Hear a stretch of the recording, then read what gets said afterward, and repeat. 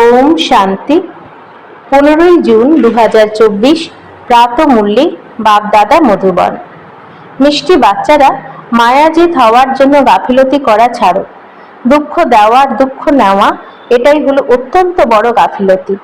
বাচ্চারা, যা তোমাদের করা উচিত নয়। প্রশ্ন: বাবার আমাদের সব বাচ্চাদের প্রতি কোন আশাটি রয়েছে? উত্তর: বাবার আশা হলো আমার সব বাচ্চারা যেন আমার সমান সদা পবিত্র হয়ে যায়। বাবা হলেন এভার সুন্দর। তিনি এসেছেন বাচ্চাদেরকে শ্যাম থেকে সুন্দর বানাতে।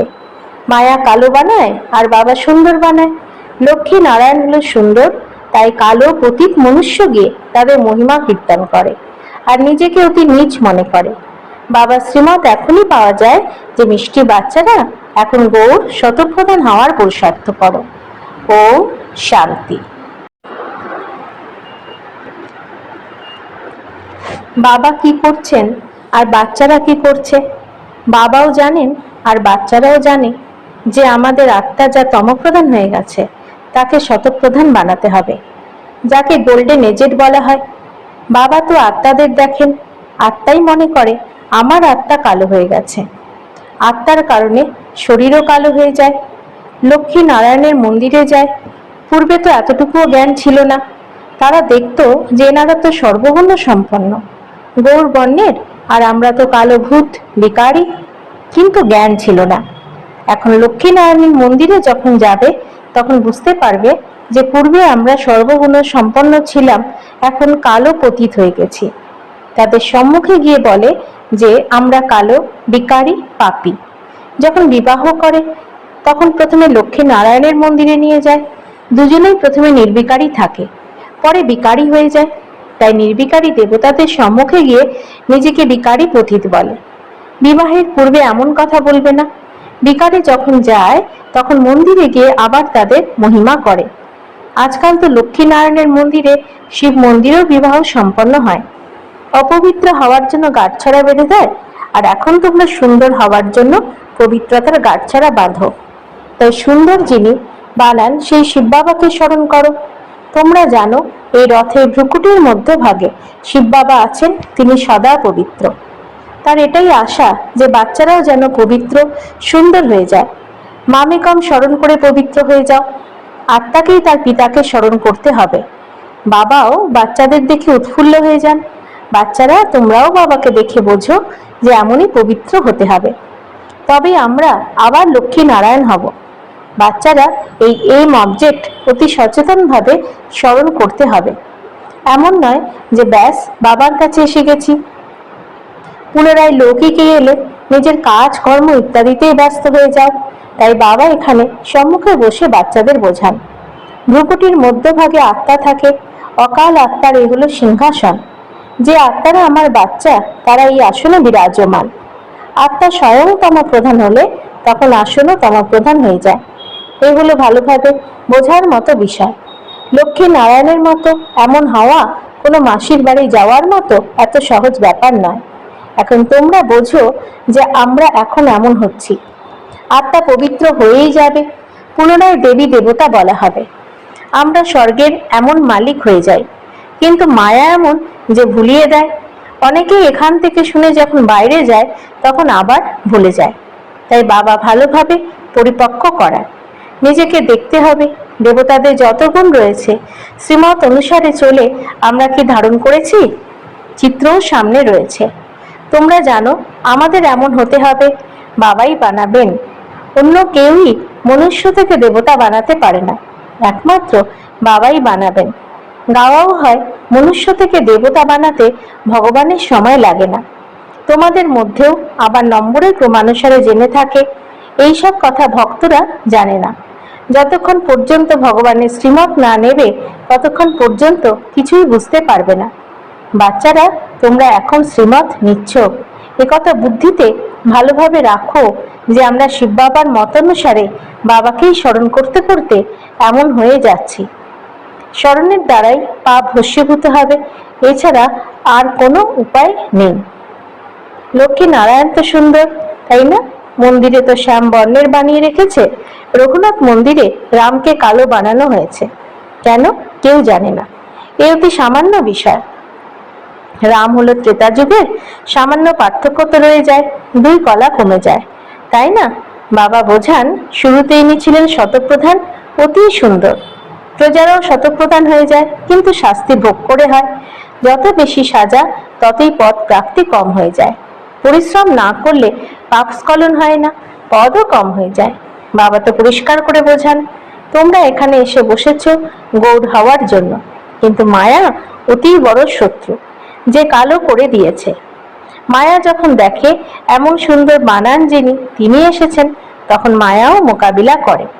বাবা বলেন, এ তো ড্রামা অনুসারে তাকে আধা কল্পের পার্ট প্লে করতেই হয়। মায়া প্রতি মুহূর্তে বিপরীতমুখী করে অন্য দিকে নিয়ে যায়। লেখা আছে, মায়া আমাদের অত্যন্ত বিরক্ত করে। বাবা বলেন, এটাই যুদ্ধ, তোমরা সুন্দর থেকে কালো, আবার কালো থেকে সুন্দর হয়ে যাও, এও এক খেলা। বোঝানো তাদেরকেই যারা সম্পূর্ণ 84 জন্ম নিয়েছে, তাদের পা ভারতে এসেই পড়ে। এমনও নয় যে সবাই ভারতেই 84 জন্ম নেবে। বাচ্চারা, এখন এই সময় হলো তোমাদের, এই টাইম হলো মোস্ট ভ্যালুয়েবল। সম্পূর্ণ পুরুষার্থ করা উচিত যে আমাদের এমন হতে হবে। অবশ্যই বাবা বলেছেন যে শুধু আমাকে স্মরণ করো আর দৈবী গুণ ধারণ করতে হবে, কাউকেই দুঃখ দেবে না। বাবা বলেন, এখন আর এমন গাফিলতি করো না, বুদ্ধিযোগ একমাত্র বাবার সঙ্গেই যুক্ত করো। তোমরা প্রতিজ্ঞা করেছিলে, আমরা তোমার নিকটে সমর্পিত হয়ে যাব। জন্ম জন্মান্তর ধরে প্রতিজ্ঞা করেছ যে তুমি যখন আসবে তখন আমরা তোমার মত অনুসারে চলব, পবিত্র হয়ে দেবতা হব। যদি যুগল তোমাদের সাথ না দেয়, তোমরা নিজেদের পুরুষার্থ করো। যুগল সাথ না দিলে জোড়া তৈরি হবে না। যে যতটা স্মরণ করেছে, দৈবী গুণ ধারণ করেছে, তাদেরই জোড়া তৈরি হবে। যেমন দেখো, ব্রহ্মা সরস্বতী ভালো পুরুষার্থ করেছে, তাই এদের জোড়া তৈরি হয়। এ অত্যন্ত ভালো সার্ভিস করে, স্মরণের যাত্রায় থাকে, এও তো গুণ, তাই না? গোপীদের মধ্যে অত্যন্ত ভালো ভালো বাচ্চারা রয়েছে, কেউ তো নিজেই বোঝে যে মায়ার আকর্ষণ হয়, এই শিকল ছিন্ন হয় না, প্রতি মুহূর্তে নামরূপের বাঁধনে আবদ্ধ করে ফেলে। বাবা বলেন, নামরূপের বন্ধনে আবদ্ধ হও না, আমার সঙ্গে আবদ্ধ হও, তাই না? যেমন তোমরা নিরাকার, তেমনি আমিও নিরাকার, তোমাদের নিজের সমান তৈরি করি। শিক্ষক তো নিজের সমানই তৈরি করবে, তাই না? সার্জেন সার্জেনই তৈরি করবে। উনি হলেন অসীম জগতের পিতা, ওনার নামের অনেক মহিমা রয়েছে। আহ্বানও করা হয়, হে পতিত পাবন এসো। আত্মা আহ্বান করে শরীর দ্বারা, বাবা এসো, এসে আমাদের পবিত্র করো। তোমরা জানো তিনি আমাদের কিভাবে পবিত্র বানাচ্ছেন। যেমন হিরে, তার মধ্যে কোনো কোনো হিরেতে কালো দাগ থাকে, এখানে সব আত্মাতেই অ্যালয় পড়ে গেছে, তা বের করে ফেলে সত্যিকারের সোনা হও। আত্মাকে অনেক পবিত্র হতে হবে, তোমাদের এম অবজেক্ট তো পরিষ্কার। আর কোনো সৎসঙ্গে এমন কথা কখনোই বলবে না। বাবা বোঝান, তোমাদের উদ্দেশ্যই হলো এমন হওয়া। এও জানো, ড্রামা অনুসারে আমরা অর্ধকল্প রাবণের সঙ্গতেই বিকারী হয়েছি, এখন এমন হতে হবে। তোমাদের কাছে ব্যাজও রয়েছে, এর উপরে বোঝানো অতি সহজ। এ হলো ত্রিমূর্তি, ব্রহ্মার দ্বারা স্থাপনা, কিন্তু ব্রহ্মা তো করেন না, তিনি তো পতিত থেকে পবিত্র হন। মনুষ্যরা তো কথা জানেই না যে পতিতই পুনরায় পবিত্র হয়। বাচ্চারা, এখন তোমরা বোঝো এই পড়াশোনার লক্ষ্য অনেক উচ্চ। বাবা আসেন পড়ানোর জন্যে, বাবার মধ্যেই জ্ঞান রয়েছে, তিনি কারোর কাছে পড়েন না। ড্রামা প্ল্যান অনুসারে তার মধ্যেই জ্ঞান নিহিত রয়েছে। এমন বলা যাবে না যে ওনার মধ্যে জ্ঞান এলো কিভাবে, না, তিনি হলেনই নলেজফুল। তিনিই তোমাদেরকে পতিত থেকে পবিত্র করেন। মানুষ তো পবিত্র হওয়ার জন্য গঙ্গা ইত্যাদিতে স্নান করতে থাকে, সমুদ্রেও স্নান করে, আবার পূজাও করে, সমুদ্র দেবতা মনে করে। বাস্তবে নদীগুলো তো অবিরাম বয়ে চলেছে, সেগুলো তো ছিলই, এগুলোর কখনো বিনাশ হয় না। পূর্বে শুধু এগুলো নিয়ম অনুসারে বইত, বন্যা ইত্যাদির কোনো নাম বা চিহ্ন ছিল না, কখনো মানুষ ডুবেও যেত না। সেখানে তো মানুষই অতি অল্প সংখ্যক ছিল, পরে আবার তা বৃদ্ধি প্রাপ্ত হয়েছে। কলিযুগের শেষ পর্যন্ত কত মানুষ হয়ে যায়, ওখানে তো আয়ু অতি দীর্ঘ হয়। সেখানে কত অল্প সংখ্যক মানুষ হবে, পুনরায় 2500 বছরে কত বৃদ্ধি হয়ে যায়, বৃক্ষ কত বিস্তার লাভ করে। সর্বপ্রথমে ভারত আমাদেরই রাজত্ব ছিল, কথা তোমরা কিভাবে বলবে? তোমাদের মধ্যে কেউ কেউ রয়েছে যাদের স্মরণে থাকবে যে আমরা নিজেদের রাজ্য স্থাপন করছি। আমরা স্পিরিচুয়াল যোদ্ধা যাদের যোগবল রয়েছে, কথাও ভুলে যায়। আমরা হলাম মায়ার সঙ্গে লড়াই করা যোদ্ধা। এখন এই রাজধানী স্থাপিত হচ্ছে, যত বাবাকে স্মরণ করবে ততই বিজয়ী হবে। এম অবজেক্ট হলোই এমন হওয়ার জন্য, অর্থাৎ লক্ষ্মী নারায়ণ। এনার দ্বারাই বাবা আমাদের এমন দেবতা বানান। তাহলে এখন কি করা উচিত? বাবাকে স্মরণ করা উচিত। ইনি হলেন দালাল। গাওয়াও হয়, যখন সদ্গুরুকে পেয়েছি দালালের রূপে, বাবাই শরীর ধারণ করেন, তাহলে ইনি তো মাঝে দালাল হয়ে গেলেন, তাই না? পুনরায় শিব বাবার সঙ্গে তোমাদের যোগসূত্র স্থাপন করেন, তাই বাগদান ইত্যাদি বিষয়ের আর কোনো উল্লেখ করো না। শিব বাবা এনার দ্বারা আমাদের আত্মাকে পবিত্র বানান। তিনি বলেন, হে বাচ্চারা, আমাকে অর্থাৎ পিতাকে স্মরণ করো। তোমরা তো এমন কথা বলবে না, বাবাকে অর্থাৎ আমাকে স্মরণ করো। তোমরা বাবার জ্ঞান শোনাবে। বাবা এভাবে বলেন, কথাও বাবাই ভালোভাবে বোঝান। ভবিষ্যতে অনেকেরই সাক্ষাৎকার হবে, তখন হৃদয়ে দংশন হবে। বাবা বলেন, এখন অতি অল্প সময় রয়ে গেছে, এই চোখ দিয়েই তোমরা বিনাশ দেখবে। যখন রিহার্সাল হবে তখন তোমরা দেখবে যে এভাবে বিনাশ হয়। অনেকে এই চোখ দিয়েই দেখবে, অনেকের আবার বৈকুণ্ঠের সাক্ষাৎকারও হবে। এই সবই অতি শীঘ্র হতে থাকবে। জ্ঞান মার্গে সবই হলো রিয়াল, ভক্তিতে হলো ইমিটেশন। শুধু সাক্ষাৎকারই করেছে, তৈরি হয়েছে কি? না, হয়নি। তোমরা তো এমন তৈরি হও, যা কিছু সাক্ষাৎকার করেছো তাই আবার এই চোখ দিয়েও দেখবে। বিনাশ দেখাও মাসির বাড়ি যাওয়ার মতো সহজ ব্যাপার নয়, এমন প্রশ্ন করো না। একজনকে অপর জনের সামনে হত্যা করে, তালি তো দুই হাতেই বাজবে, তাই না? দুই ভাইকে পৃথক করে দেয়, পরস্পর বসে লড়াই করে। ড্রামা এভাবেই নির্ধারিত হয়ে রয়েছে। এই রহস্যকে তারা জানে না। দুজনকে আলাদা করে দিলে তারা পরস্পরের সঙ্গে লড়াই করতে থাকে, তবেই তো তাদের বারুদ বিক্রি হবে, উপার্জন তো হচ্ছে, তাই না? কিন্তু ভবিষ্যতে এইসব দিয়ে কোনো কাজ হবে না। ঘরে বসে বোমা ফেলবে আর সব শেষ। তার জন্য না তো মানুষের প্রয়োজন হবে, না অস্ত্রের প্রয়োজন হবে। তাই বাবা বোঝান, বাচ্চারা স্থাপনা তো অবশ্যই হবে, যে যত পুরুষার্থ করবে ততই উচ্চ পথ পাবে।